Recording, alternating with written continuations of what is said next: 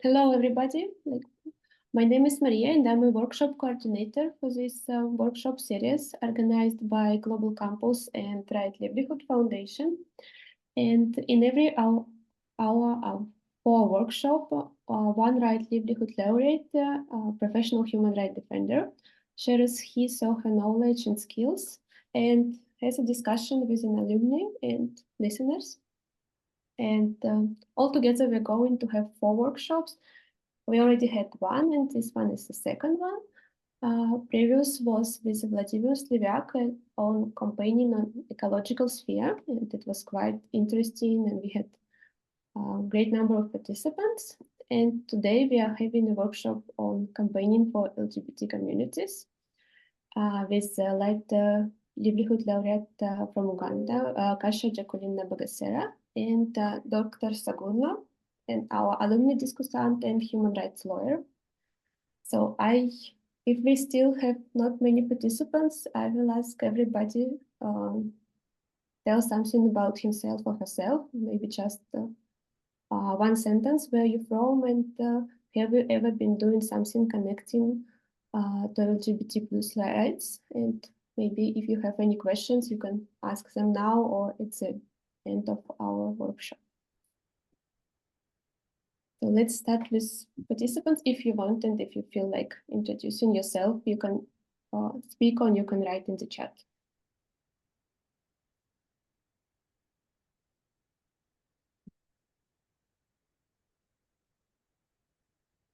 Okay, if no one wants, I think we can start with the introduction part.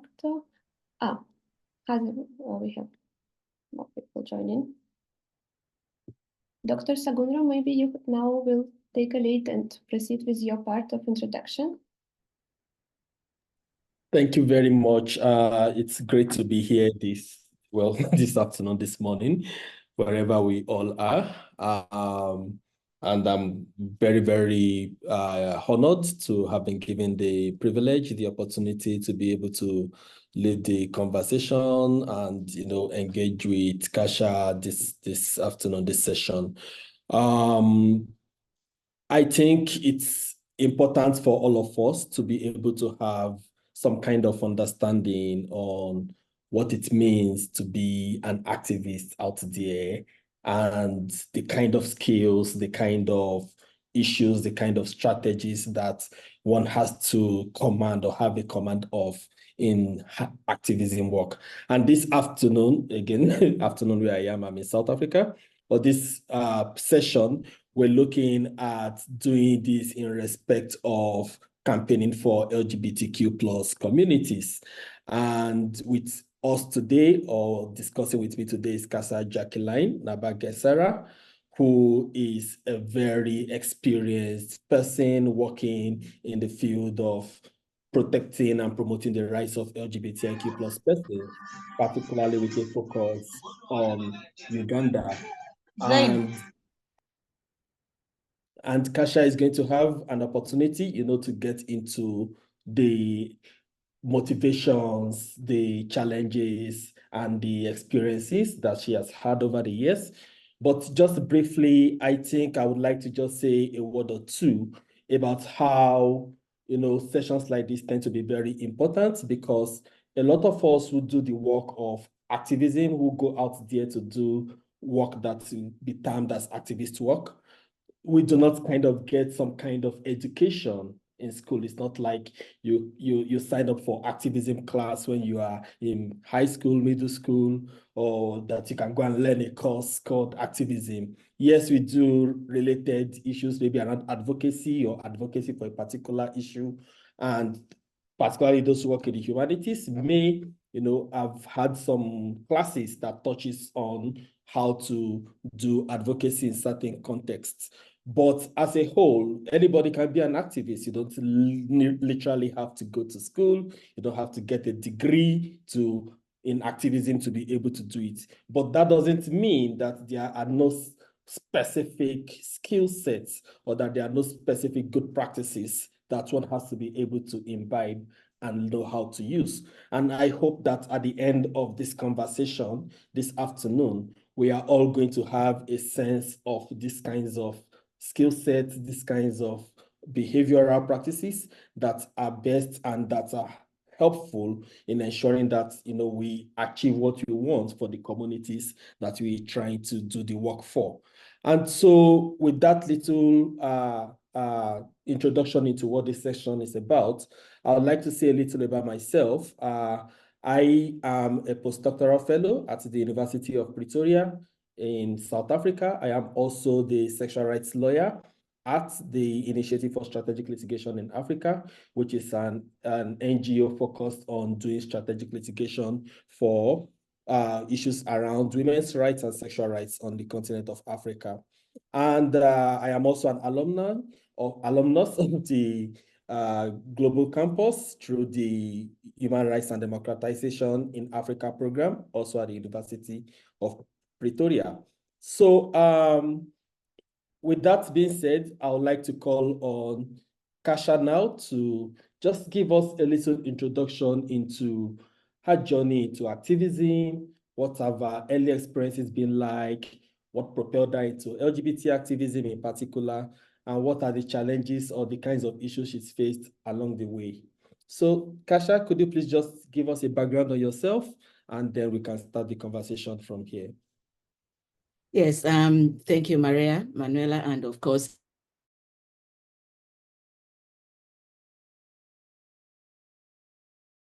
one can be an activist.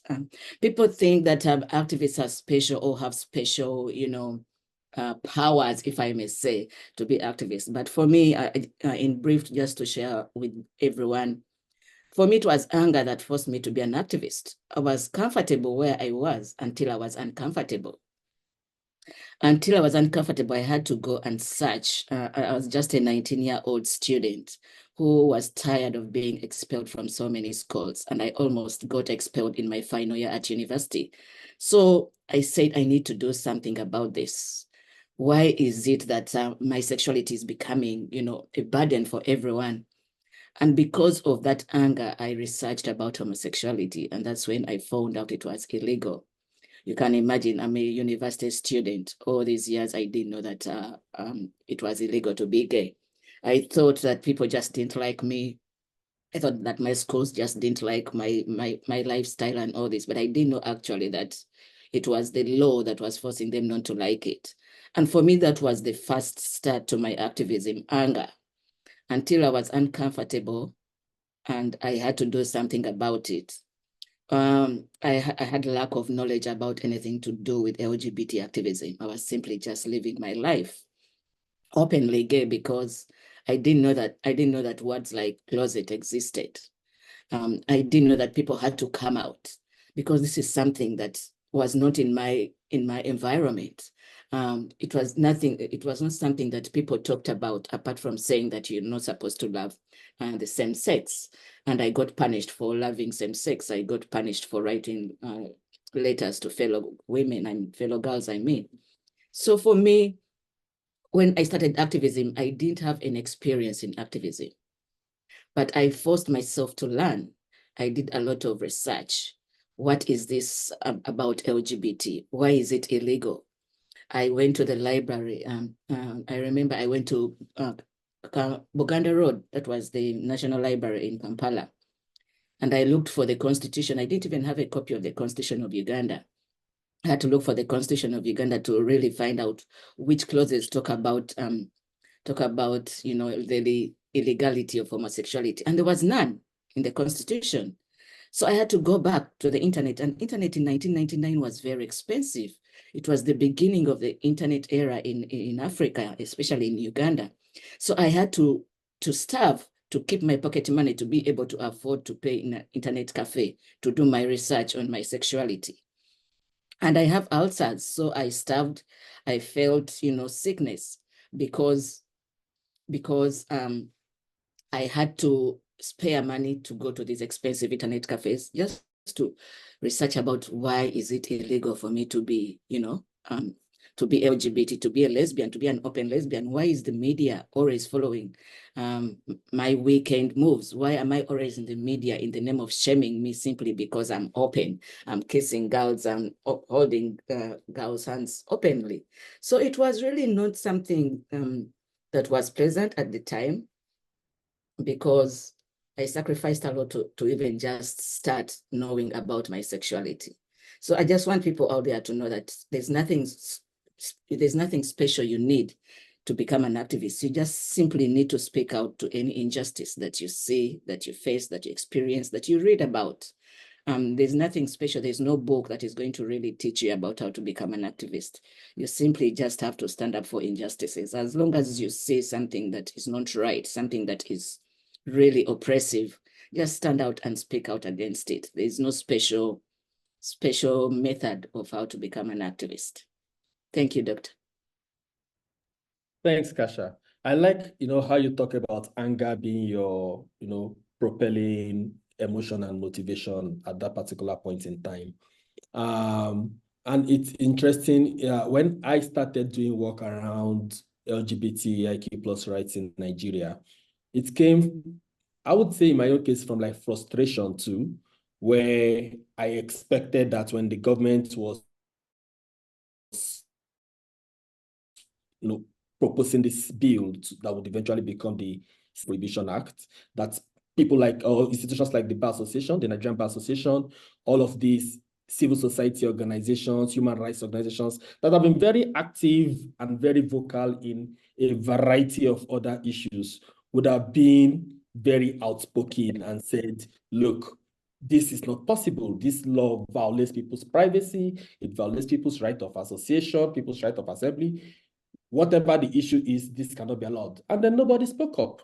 If anything, for the first time, I saw a unified body of people, of organizations saying, for once, we all agree, we're all on the same page. The government is finally doing something sensible. And I was, flabbergasted, like, this doesn't make any sense at all. Literally, the one time I believe the government had messed up is when everybody else said the government was doing great. So I understand, and that for me was just like, what kind of behavior is this? And that's what propelled me. Like, if nobody is going to speak, like you mentioned, I was going to do something. And I found other people who are like-minded. And, from there, I was able to start working more strategically and more consciously for the community. But in your own case, would you say that you are the only person who experienced this kind of anger at that point? Or was there like other people that you could, commune with or interact with at that point? And would you say some other people, like, even though they were upset by what was happening, they just kind of, I don't know, became fearful? What would be the issue around fear and anger in that kind of context? No, for me, when I started as a student, I already had a history of being expelled from so many schools. So by the time I joined my university, other students already knew about me because they came from different schools to join the university. So they gossip from one university, one school to another school. So by the time I joined my university, it was already known. And I was among the first openly gay people in the country. So many people came towards me who were LGBT privately, but also openly. The university was angry because I was out there talking about my frustrations and everything. And so during the first what do they call it? Orientation week for freshmen, I was always on the agenda of the university. They were warning the freshmen to stay away from me. They were warning them, yes. So for me, that was in a way very discriminatory, but also in a way of a promotion. I liked it because the more they put me on the agenda, the more they promoted me. So many LGBT people actually came and joined me. And so we had an informal group of other LGBT people. And I remember some students started calling anyone suspected of being LGBT. They started calling them, that is a Kasha, that is a Kasha, to identify LGBT people. But for me, I got something good out of it because it helped me start a movement. People came from different parts of the country because I was always in the tabloids. People came from different parts of the country looking for me. Even the people I started the movement, the organizations with, because the movement didn't start with organization. The movement in Uganda started as a social movement. And this is 1999, and we were always in the newspapers with my friends, who most of them have since left the country for over the last 10, 15 years. But when we saw that even our social gatherings were being now targeted by the media, by very many homophobic people who would wait for us outside and attack us, we decided now we need to start to turn this into a political movement. And it took us a while, because since 1999 to 2003, that's a long time. But between that time, we were just social gatherings.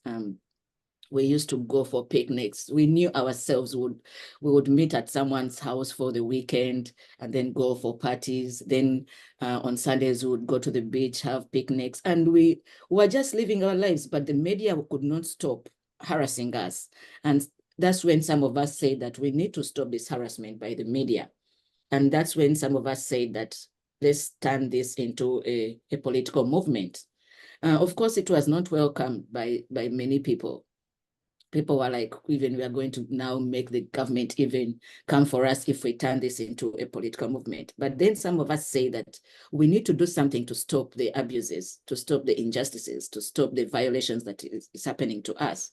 And so we agreed that those who are willing to stand out can go and be, the face of the movement. Those who are in the closet, who are not willing to,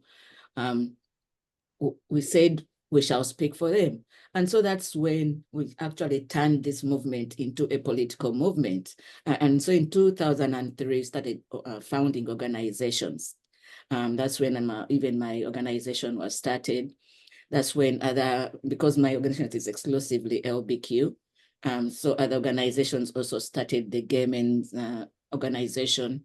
Then over the years, other organizations started. Then we realized that we needed to come up with a collective voice as a country, because we had the youth dealing with the youth, we had the men dealing with the men issues, we had the women dealing with women issues. So we needed to come together as a collective, as a small movement, because we're a very small movement when we're starting, because so many people were very afraid. And I'm talking about the early 2000s.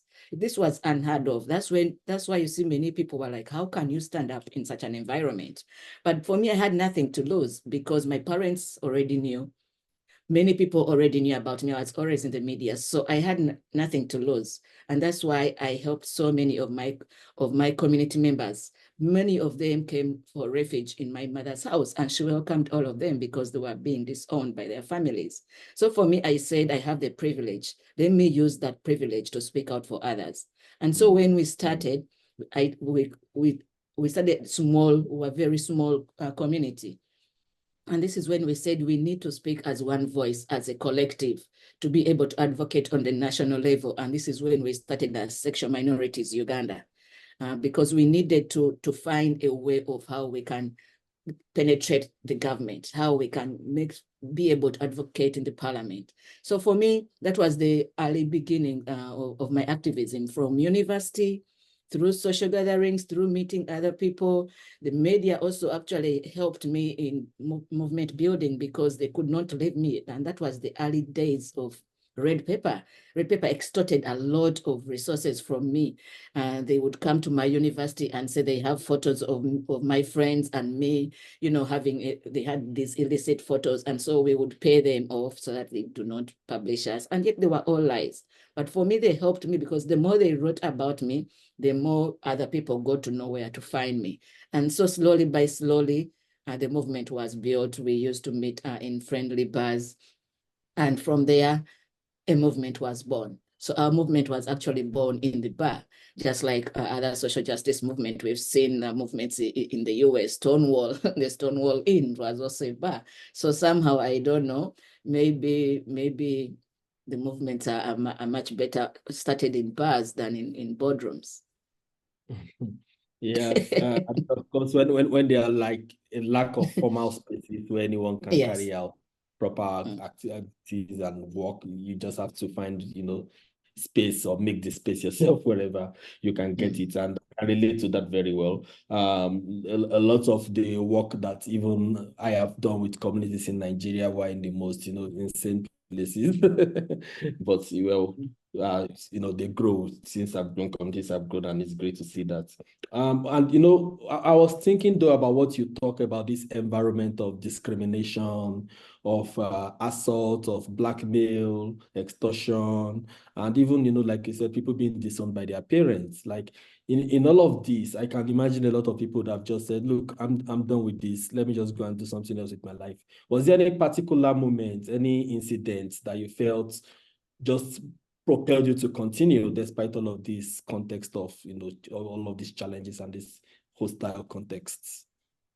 Yes, for me, since 1999, I'd just taken things for granted. I was taking things for granted because I was new, I was fresh, I was freshly out of university. And everything was new to me. Activism was new to me. This issue of my sexuality being illegal was new to me. And so I was just building a movement. I didn't really put issues of security into consideration, since for me, I was already openly gay. My family was already welcome. So I took so many things for granted, until that one fateful January morning, because all this started by a group of silly university students who were hungry for money out of university, and they took advantage of a vulnerable community, the sexual minorities community, and they started a newspaper using us as a ladder to be able to sell quickly and make some money. And that was October 2010. I remember I was on my way to Geneva, actually, to address the CEDAW committee. I was in Sweden, and then I got a phone call from a journalist from New York Times, who was asking me to confirm the quotation, the quote in the newspaper. And I said, which quote, which newspaper? He said, the Rolling Stone. I'm like, I've never heard of the Rolling Stone. He's like, this is a new newspaper in Uganda, and in the first paragraph, they are quoting you as having an interview with you in a prominent restaurant in Kampala, as saying that you're going to be recruiting children below the age of 10 into the movement, since the old ones will die soon. You need to build a movement with the young ones. I said, are you serious? And they said, yes. I said, please send me a copy of that newspaper. I've never heard of the newspaper, and this is where everything started. So I told them I was on my way to the airport, Stockholm airport. I told them if it's possible, I would respond to them as soon as I arrive in Geneva, because I was on my way to address the UN CEDAW committee. And so as soon as I arrived in Geneva, I called my colleagues back home. I'm like, what is going on? And they said, there's trouble. I'm like, this person is outing our places, my address, the car I was driving, everything, where we go and have fun. Basically, he was giving people directions to where to find us. And the newspaper was saying, hang them. So I told my colleagues, we can't allow this to go on, because now this has gone too far. We need to do something about this, because others are also going to start. So I told my colleagues to make research about this newspaper, who is behind it and all this. But in the meantime, they should also talk to our lawyers. And that's the time we had already had some court cases, because in the past, it was difficult for us to get lawyers to represent us, because very many people were afraid to represent sexual minorities. But over the years, we had built that relationship with the legal system. So it was easy for us to get lawyers to represent us. And so I told my colleagues, as soon as I'm done with Geneva, I'll be back home so that we can take this. And that was the beginning of us going to court to sue the Rolling Stone.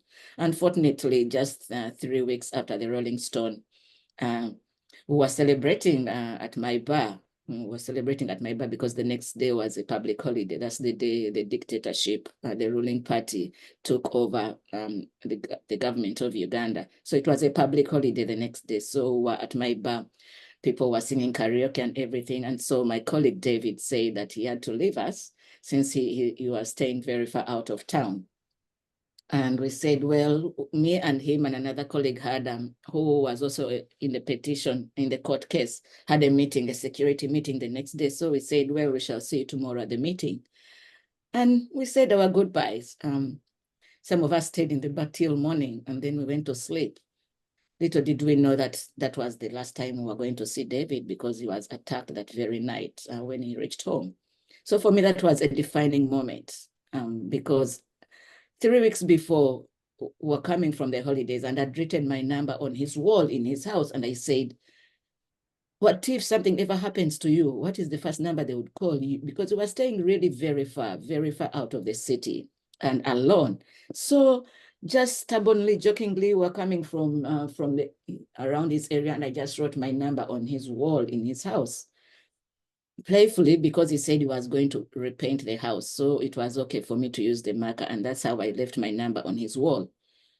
And that's how they called me the day he died, people nearby, because they didn't know who to call until they called me. And that's when I called his family and I told him what had happened. And so for me, that was a defining moment, because even during his burial, it was not great.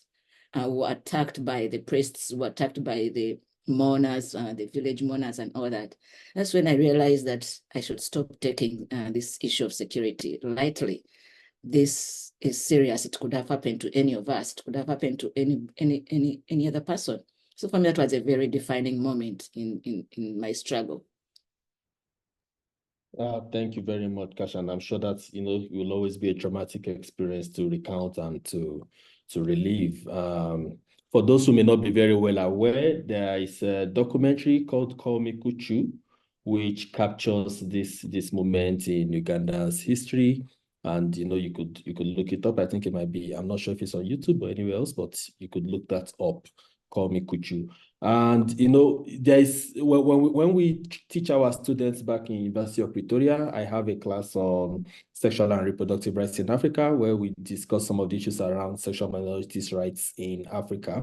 The Rolling Stones case is one of our key, texts that we use in looking at the development of jurisprudence in Africa.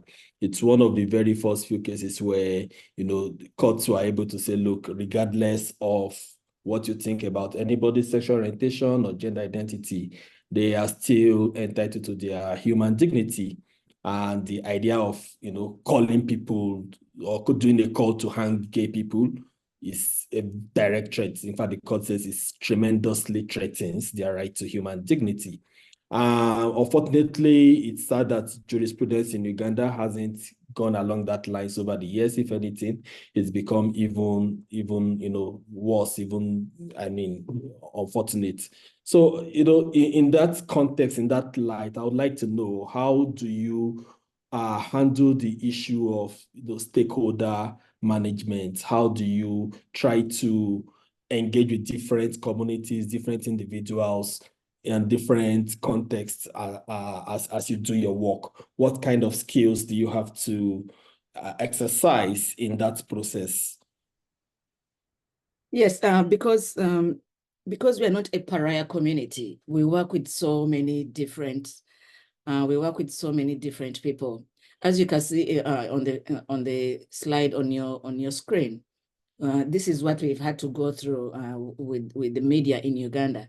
And this is not only from the tabloids, but also from the newspapers, like, as you can see, Daily Monitor. These are very, very generic newspapers. But as you can see, that the media witch hunt continues to date.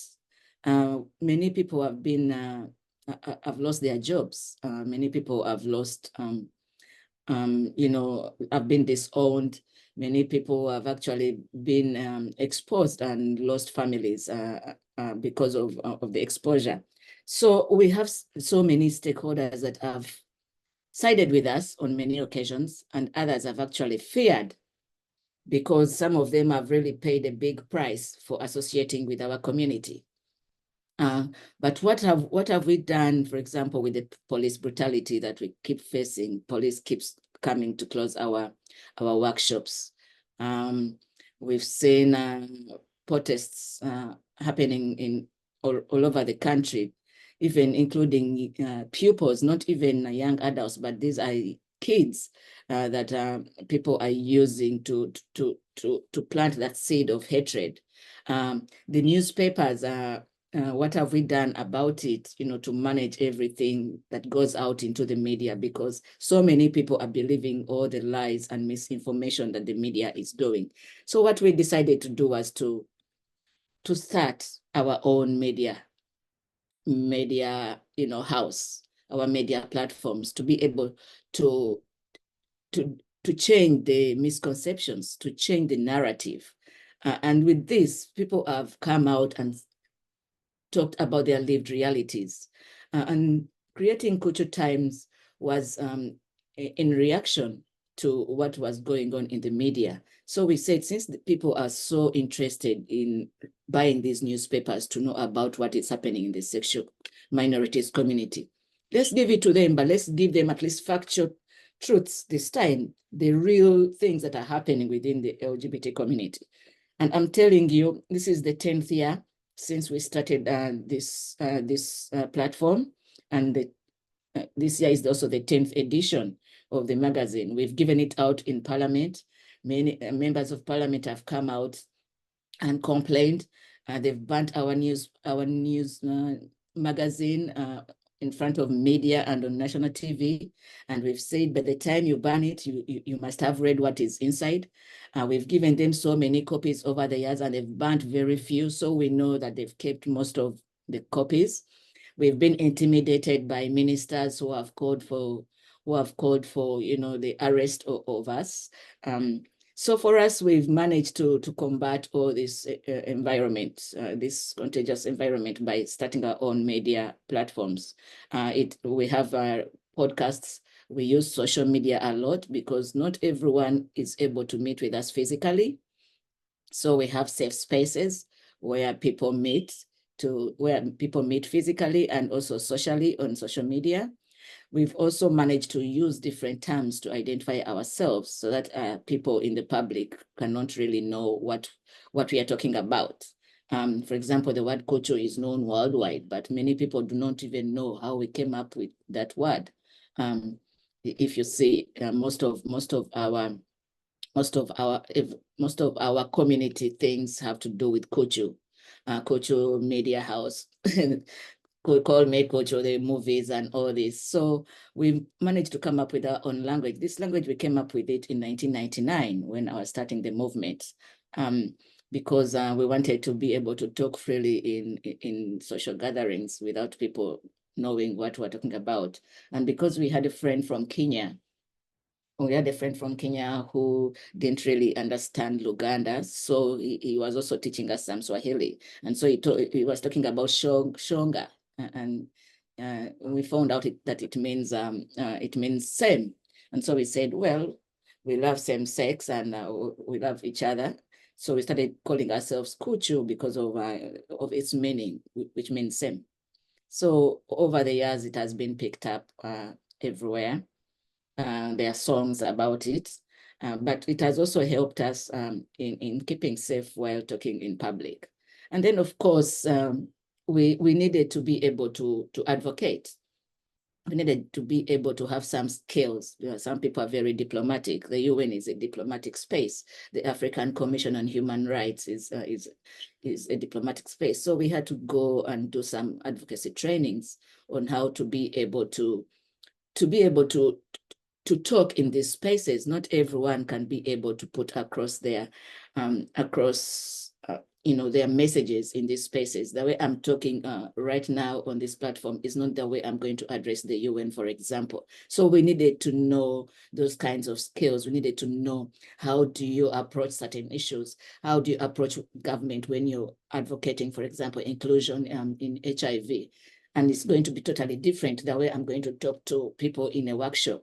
We needed to also be able to empower ourselves, because an empowered person will not be looked upon by anyone else. And so we needed to make sure that we are well off instead of becoming beggars. How you present yourself in in society is how you're treated in society. So we needed to train our community members on how to be able, because most of them have been expelled from school, so they do not have a very high education. So we needed to teach them some programs, economic empowerment programs, so they can be able to sustain themselves, so they can be able to afford at least a decent living and be able to continue to take care of themselves, because the way you present yourself in society is the way how people are actually going to treat you. And so we've done a lot of also digital and physical security, because at the end of the day, you're a better activist alive than dead. So we want our people to be able to continue to be safe, for them to be able to continue to, to advocate for our rights. So we've done so many things, which I cannot explain because of time, but over the years, it's now 23 years since I've been doing this work. It's been draining. So we've done a lot of trainings on mental health. We've done a lot of trainings on so many different issues, on health issues. We know how our community, is very vulnerable, because people are fearing to go to openly talk about their same-sex relations, especially when it comes to health issues. So many people are not being truthful when they go to medical health cares. So we decided to start our own health trainings and have our own DICs, so that people can be able to come in and talk freely about their sexual partners and be able to get the better treatment. So many things that we are using to combat all the stigma and injustices within our community. We've also continued, of course, to talk openly. It's no longer just a few people, a handful of few people that will now talk about LGBT issues.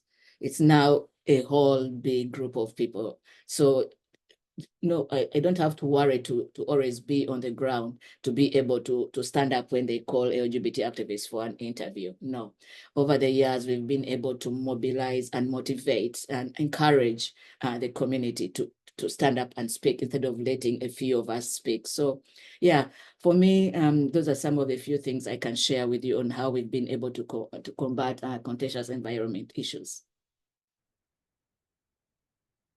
Thanks a lot, Kasha. And it's really amazing how a lot of organizations that were doing work around, LGBTQ plus rights had to just scale up and increase capacity, very, very quickly and with limited resources, because like you said, you had to be, sorry, excuse me here.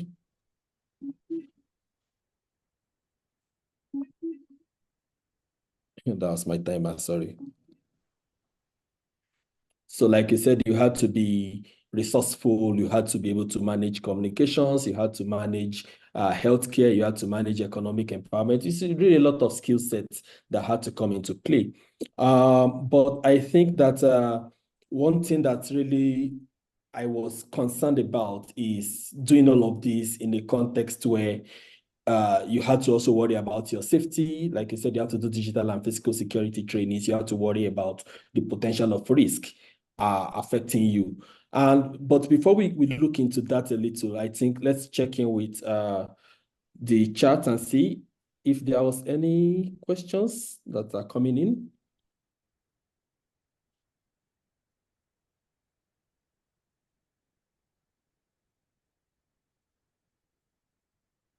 Okay, maybe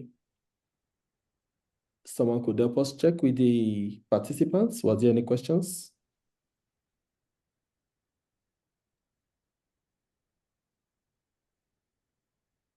Yeah, we have a hand.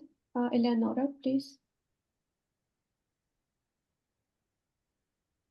Okay, Eleonora, thank you. Yes. Good morning. Sorry, but I'm in a busy place. I don't know if you can hear me. Yes, we can hear you. Yes. So thank you so much, Ms. Jacqueline, for the presentation. And I cannot even begin to think about like how brave you have been and you still are, and it's really, really remarkable what you've been doing. my question, I guess, is around the rhetoric of African values. I think it's always like I heard quite often the saying that LGBT rights and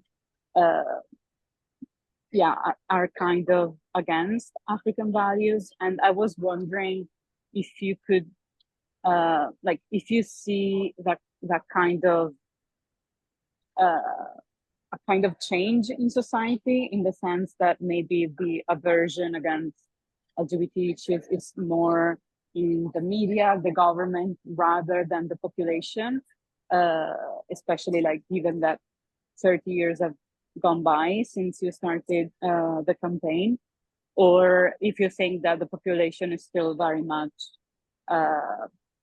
against, and maybe also ignorant of all the LGBT rights in general in the community. Yeah, thank you. Ayo, do you want me to answer that now? Yes, you could just Okay. respond. Yes, thank you, Eleonora. It's a great question. I want to take you somewhere.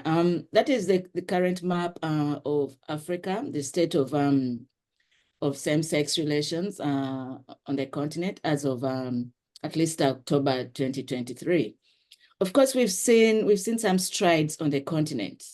At least in the last 5 years, we've seen 2 countries that have since decriminalized homosexuality, and that is Namibia and that is Botswana and Mauritius. But if you look at out of 54 states, 31 states are still outlawing homosexuality. So it shows that it's more than half of the continent that is still outlawing homosexuality. But why is it that instead of reducing, actually we are just increasing? Because we are seeing that some countries like Uganda, Nigeria, Kenya, DRC Congo, we are seeing that instead of decriminalization, they're actually making the laws even tougher than they were. For me, it goes back to your question of, is it the state, is it the media, or is it the population? History has shown us that actually homosexuality was well respected and well not punished since time immemorial on the African continent. And that's why you see even in our local dialects, we have the terms that refer to homosexuality. We have terms that refer to bisexuality. We have terms that refer to transgenderism in our local dialects since time immemorial. I want to give you an example of the first known homosexual on the African continent, King Mwanga, who happens to be my great-great-grandfather, is referred to as the first known homosexual on the African continent, or you can say bisexual, because of him, he was openly in relations with women and male until the colonialists came to the African continent and introduced Christianity. And because most of his pages, most of his lovers had converted to Christianity, and they had stopped having relations with him, he decided to kill them, and he burnt them alive. So if you go and do research, everyone who is online,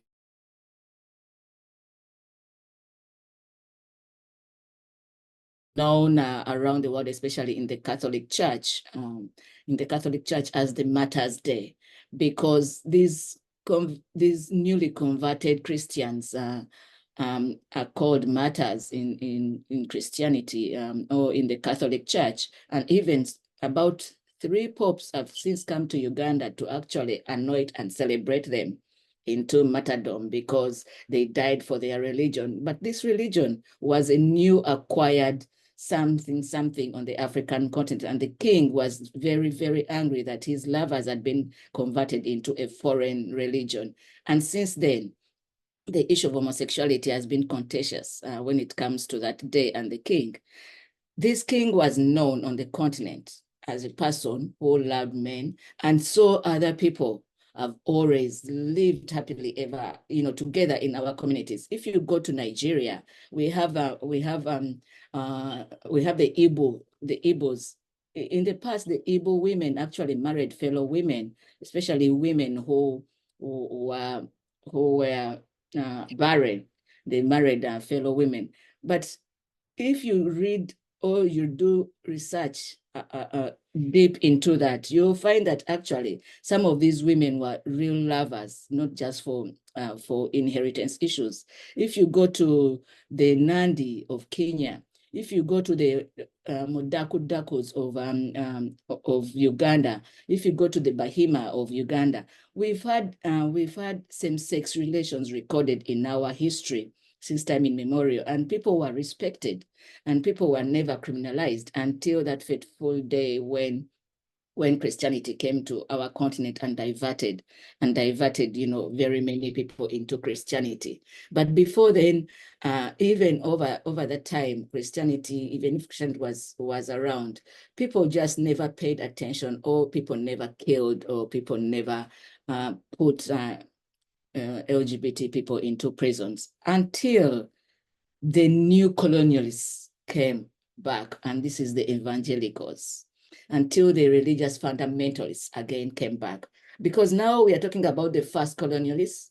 This is over centuries, time has passed, but then new colonialists started coming, and this is the American evangelicals that have spread around the whole world, that are now going back to where we started from, going back to, to preach their extremism, because they failed to convert people in their own country. So they're taking advantage of poor nations. And what better way to plant a seed than in a poor man's heart, or a poor man's mind, with a few dollars. And this is what is happening. With a few dollars, go build a school, and then preach, or get converts into whatever you want. So since time immemorial, homosexuality has been on our continent. It was never a punishable offense until the colonialists came. And then after the colonialists came, we had the missionaries who came with religion. And now with the new colonialists, who are American evangelicals, who have indoctrinated our states. We've seen very many presidents posing with these American evangelicals. We've seen these American evangelicals given platforms in our parliaments, and after they leave, we've seen parliaments proposing anti-gay bills. If you read the anti-gay bills that are being proposed on the continent, this is not our language. This is the American language. This is the American evangelical language. I've sat with those American ex-gays and American evangelicals. I've sat with them in the same conference, and I've listened to them. I've listened to their preaching, and they've talked about, they've of course exposed me, hoping that maybe people in these rooms would attack me. This happened in 2009. I sat in American evangelical seminars in Uganda, and every morning they would say, "Oh, Kasha told her networks about what we discussed today," because every evening I had to update the world what was happening. And they would go back the next day and tell the seminar what I did, expecting that participants would get angry and attack me. Because for me, I wondered why they kept provoking the participants, what I'm doing outside of the conference hall. So for me, I think they wanted to see a reaction from the participants, because they kept saying, "You see, she's here recruiting your children. Now she's there telling the youth what we are doing here, discouraging the youth." And this went on for weeks and months, and that was the birth of the first anti-homosexuality bill in Uganda. So we've seen this going on and on. So since time immemorial, homosexuality and African culture have coexisted until the new colonialists, where now the government versus the media versus the population. You will find so many people on the streets, and you ask them what they would do if they came across a homosexual, and they would say, "I would kill them." And you would ask them why. And they'll tell you, because the law says so, because my class teacher said so, because the president said so. Just like that, without any thought for themselves to think, why would I kill this person? But simply because there's the impunity of the law, simply because in class they are teaching them to discriminate, they are teaching them intolerance, they are teaching them unacceptability. So if very many people are actually attacking LGBT people for no reason, simply because the law says so, simply because the media is portraying us as these, bad people, simply because the class teachers or the religious leaders in church or in the mosque are saying so. Yeah. Thank you very much, Kasha. And I think Lenera, I think that's satisfying. But I know again, that when it comes to these conversations, a lot of these things are exploited by politicians for their own strategic reasons to consolidate power, to legitimize their authority in periods of legitimacy or crisis of legitimacy and so on. And so they are happy to welcome these evangelicals and use that to inspire new laws. You never see politicians in this context say that they are using evangelicals to create laws around corruption or to use religious message to create laws around public accountability and the likes. It's only when it comes to sexuality and gender that they suddenly remember the religious studies. But in every other context, they're happy to ignore religion. So it's that unholy kind of partnership between those who want to exploit their religious beliefs to repress the rights of others and those who want to use that exploitation to also, consolidate their power, and they find a very unholy partnership. We have little time left, but I would like us to just touch a little more on some of these, skills aspects of the work you do. And that's, we are going to talk about risk management. So maybe we'll just try and, speed through some of the rest of the conversation. So tell us how, in this context, like we've been talking about, this hostile, contentious environment, you provide safety and you provide, you ensure the security and well-being of people that you work with. Yes, it hasn't been easy over the years to securely do our work because we've been having difficulty with the external factors, but also with internal factors. Internal factors because we have members of the community who feel that our speaking out, our being visible, our continuous agitation against injustices is causing them more harm. So we've had also issues within our own community, but also we have issues, external factors from the environments where we live, from the government that is supposed to take care of us instead, the duty bearers, the police. And so we've managed to do, of course, some security trainings, as I talked before, but also to partner with human rights and human rights organizations, especially that defend human rights defenders. Most of them are called defenders organizations. These organizations have been able to protect frontline activists like myself, but we've also realized that they cannot protect all LGBT people because they only protect human rights activists. So what we decided as a community is to start our own security committee that will deal with the members of the community who are not human rights activists. Because not every LGBT person is an activist. And so these organizations cannot come out and support all of them. So we let them support us, and then we support the community ourselves. So we put together security committees that will run to rescue people who have been attacked, who are in jail, who have been beaten. So we have lawyers, as you can see, they're in court. We've also managed to use the courts of law. Instead of shying away from the courts, we've managed to use test cases to go to court, like the Rolling Stone case. We have a case of privacy before the Rolling Stone case, and we continue to go. For example, in 2012, when the Minister of Ethics came and closed the workshop I had organized, I took him to court. So we are continuously using the courts to see how independent the justice system is in Uganda, so that by the time we are ready to go for decriminalization, at least we've set precedences and we've seen how the courts operate. So we continuously go to court to use the justice system. But also we've identified safe locations because not everyone has the privilege of getting out of the country when they're in danger. And so we've managed to get safe spaces where we can temporarily put people for safety and security while we look for long-term solutions. But also remote working, because many of our physical spaces have been attacked in the past and even today, and even most of them today are closed down by the government. So we had to come up with different ways of how to continue to work, to put the message out there to our community, to put the resources out there to our community. Many members used to come to the resource centers for health resources.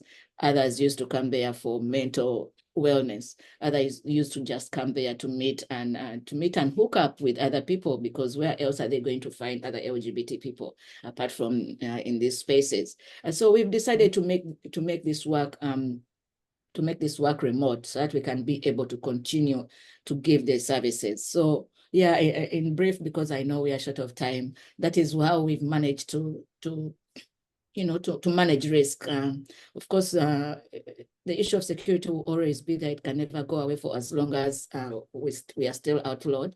But somehow we just have to continue to work as safely as possible as we can. And that is certainly, very brave, because every day you wake up and you just choose to go on doing what you are doing, regardless of the risks involved. I'm going to ask 2 questions which are related now as the last questions now. The first one would be, if somebody is trying to start their own campaign, their own advocacy campaign, what kind of advice would you give in terms of the critical skills that you think are necessary for them? And then the second question is for young activists who want to follow this path. What would be the advice you would give around, motivating them and ensuring that they keep being resilient in the face of adversity? Sorry. Yes, as we started by saying that there is really no particular order that so and so has to be an activist. Anyone can be an activist. We all cannot be frontline activists, because we have activists that actually, many of them are the ones who make us look this good out there. For them, they cannot stand out and speak, but the ideas we speak out here come from them. They're the ones who are doing the background work. They're the ones who make sure that when Kasha is going out to represent us, she's really giving the world what we really need on the ground.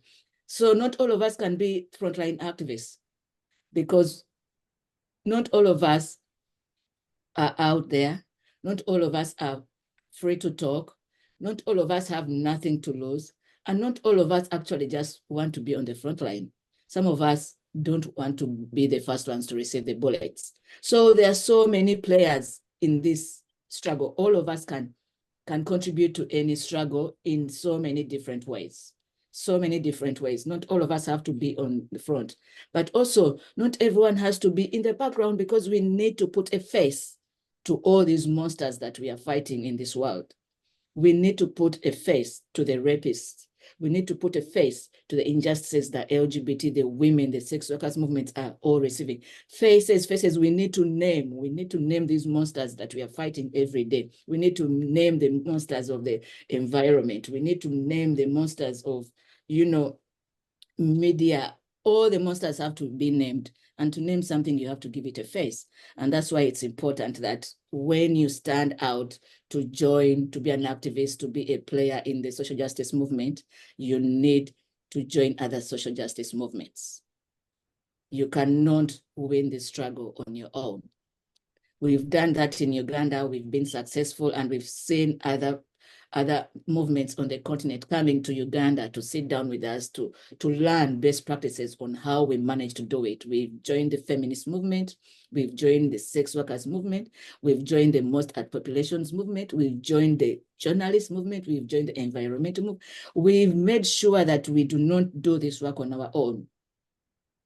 We've made that very clear that we cannot win this struggle alone, and neither can they win their own struggles alone, because all these struggles are intersectionality. There are intersectionalities between all the struggles we do, because before I'm a lesbian, I'm a woman. Before I'm a woman, I'm a human being.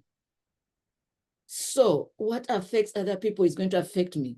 Sometimes I even forget that I'm a lesbian until someone reminds me, because for me, that's not who I am. I'm more than just my sexuality. I'm more than just that. So I want to remind the women's movement that I'm not less of a woman simply because I'm not married. So this is something that I want people who are starting movements to remember, that you cannot do this alone.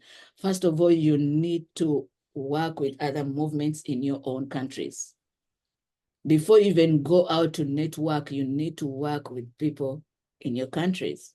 The moment you have that collaboration with other movements in your country, and not only just other movements, but even the movement you want to start yourself.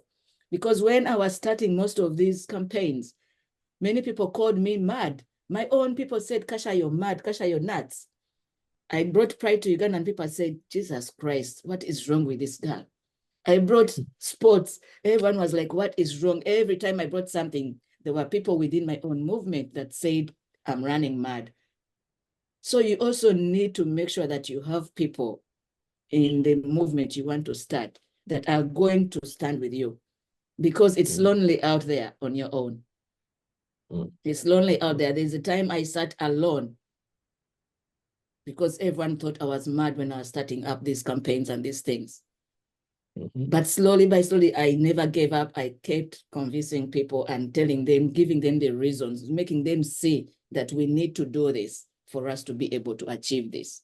So you need to be able to get your own movement with you, because it's lonely out there on your own. Many people came looking for me when I was just 19 years old. But before they came looking for me, I was lonely out there. I was always on the agenda of my university. I was always being expelled from school to school. But when people came and joined me, when people came looking for me from different parts of the country, I got my life back. And so from a social movement, I started a political movement because I was no longer alone. We cannot do this alone, not alone as a person, not alone as a movement. So you need people in the movement you want to start. You also need the movement in your local context. After the local context, that's when you can start now going beyond. What can you learn from other social justice movements? What can we learn from the movement in the US, from the movement in South Africa that is closer to home? What can we learn? What mistakes did they do that we can avoid today? What good thing happened 50 years ago in Stonewall that we can pick and use today? Create safe and secure communication channels. This is not 1999 where internet was very expensive. Today, you can even have a TV channel and talk to the world without having to pay anything. Network, as I've said, with other movements. Use the social justice movements in your countries. Don't fear. We stopped fearing the system because people are being beaten every day. Every day you're hearing people are being attacked in their homes, and we are like, do not fear to report to police. Go and report to police, because people are being attacked and they fear to go to police because they fear the police. So we've said, go and report every abuse, every violation, go and report to police. If you fear to go alone, come to the lawyers. We need to document what is happening because we need to have cases. We need to have testimonial to be able to use when we come for the big fish. That is our big vision of decriminalization. Network. UN, we need the world to know what is happening. We need these international instruments to know what is happening in our backyards. We need people out there to know what is happening. People like you today who are listening to me. It shows that you care about what is happening in the rest of the world. People, to be able to support your work, they need to know how to support you. They need to know what is happening. How can they support you? They need to know what is happening in Ghana for us to be able to support in Ghana. So be out there, utilize every space that you can use. Do not fear these spaces. These spaces are intimidating. I used to fall sick every time I went to the UN in Geneva, but I stopped falling sick because I said, I need to be in this space to be able to make a difference. I need to be inside the system itself. I need to continue to speak. We used to get intimidated by our own government officials every time they found us in Geneva. They would say that we are there to shame the country and all this. And every time we asked them for a meeting at the Uganda House, they refused. For over 5 years, we're asking them to meet at the Uganda House. They refused. Until in 2017, they're the ones who came looking for us at the Human Rights Council. They said enough is enough. They came looking for us at the Human Rights Council and said, get your team and come at the Uganda House. And let's talk. This has to be put to a stop. After campaigning with them for over 5 years, and they were denying us access to the Uganda House, yet other people who came all the time to Geneva were allowed. Same thing was happening here in New York. Same thing was happening here in New York. Other people would come and visit the Uganda House. But for us, we were never. But we kept coming. We never gave up. So let's utilize those spaces. The African Commission on Human Rights and people's rights. We've been there since 2006. We've been there campaigning when Nigeria first introduced its anti-LGBT bill in 2006. Since then, we've been there with the Coalition of African Lesbians. We've been there trying to mobilize, trying to get, of course, we lobbied for so many years for us to be able to get,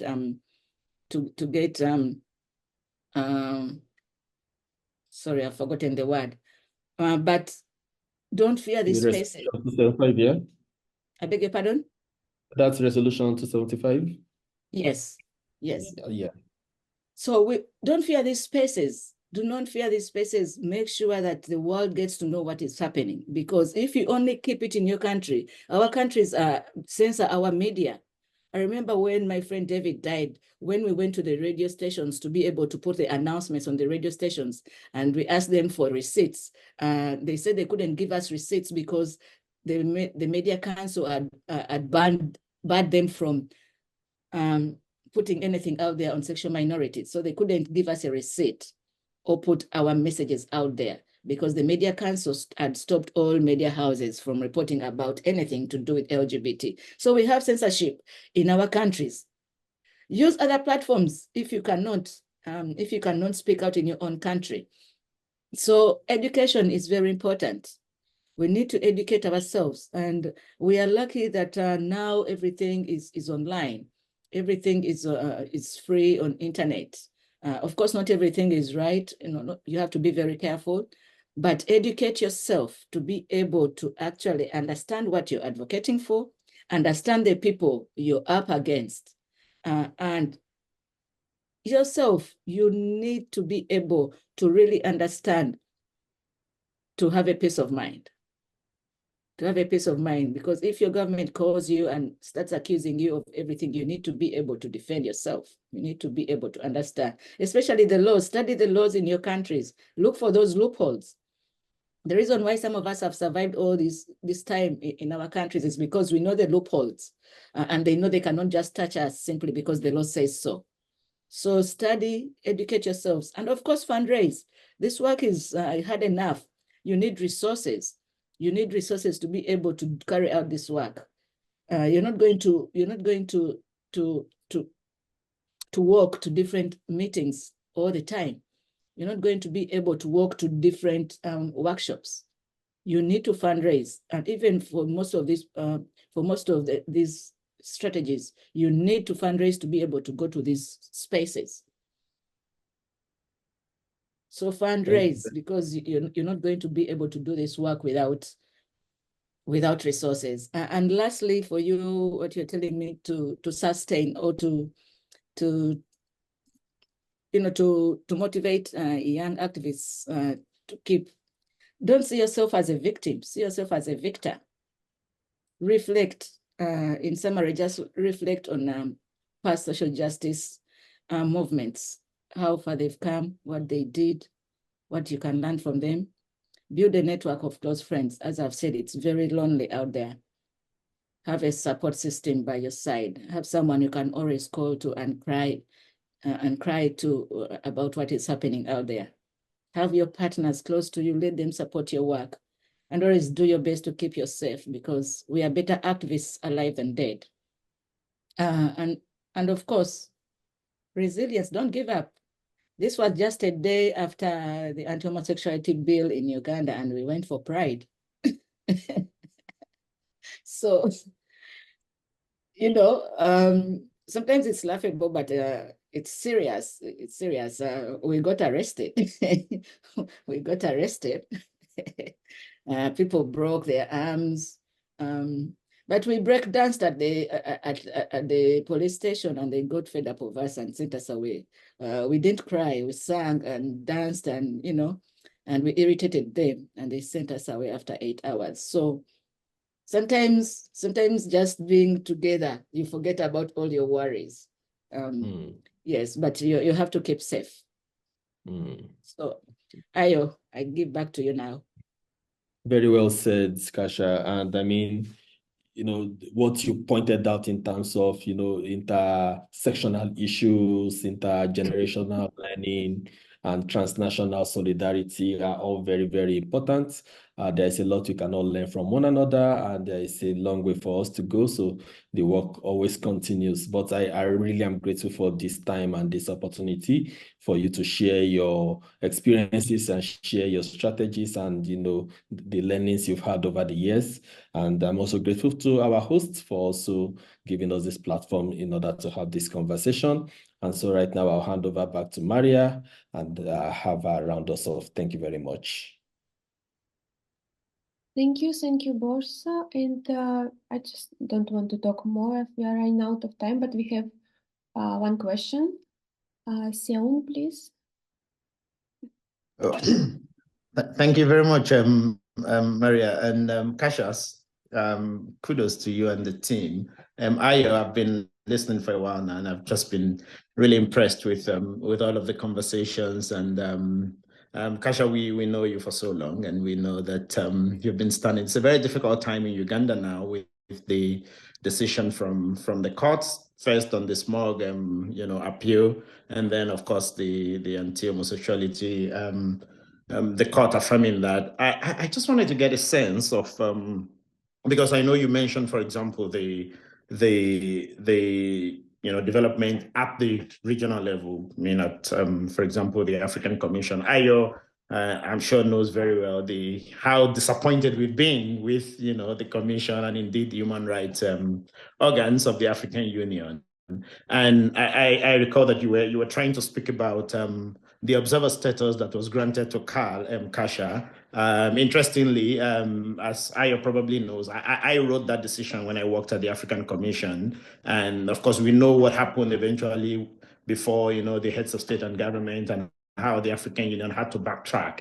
So in the face of that disappointing move from the African Union, how do you propose we proceed when, for example, the human rights institutions of the continent continues to fail us? I'd be glad if you could speak to this in 1 or 2 minutes, just because for many people that seems to be our last hope, and then we've seen ourselves being disappointed by that body that we've invested a lot of hope in. So when we have a situation where there's that kind of backsliding from a body that we have all put our hope and trust in, what then do we do? The domestic systems are failing us, and it looks like the international organizations are also failing us. What then do we do? By the way, my name is Shion Bakari. I work for the Human Dignity Trust as Senior Associate for East and West Africa. The Human Dignity Trust, we're about the only organization that uses strategic litigation to protect the rights of LGBT people. I know that ISLA also does that effectively well. But that's my question, Kasha. And if you could just, address that in 1 minute, I'd be really grateful. Thank you. Thank you, Bakari. And of course, we've interacted before on certain issues. Yes, the issue of CAL observer status, we've made it very clear. We've written letters before. I don't know if these letters have been reaching where they're supposed to reach, but we've asked for dialogue, because we've said that we are willing to sit down to discuss, first of all, the way that the observer status was removed.